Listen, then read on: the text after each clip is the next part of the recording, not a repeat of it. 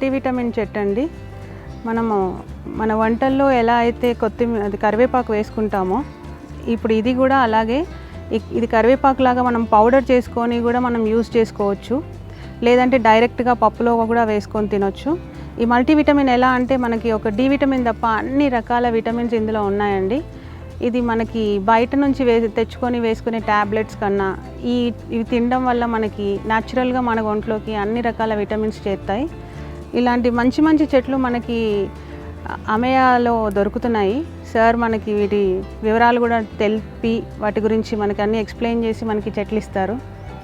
ఇది నేను తెచ్చుకొని 1 year అవుతుంది. చాలా బాగా గ్రోత్ వచ్చింది దీనికి కూడా. ఇది మా వంటల్లో మేము వాడుకుంటున్నాము ఇప్పుడు. ఈ మల్టీవిటమిన్ చెట్టు నిజంగా ఎటువంటి ఇబ్బంది లేకుండా పెరుగుతుంది. అంటే వీటికి ఏవో తెగులు వస్తుందని ఇంకేదో సమస్యలు వస్తాయన్నది కూడా ప్రాబ్లం లేదు, బాగా పెరుగుతుంది ఈ చెట్టు.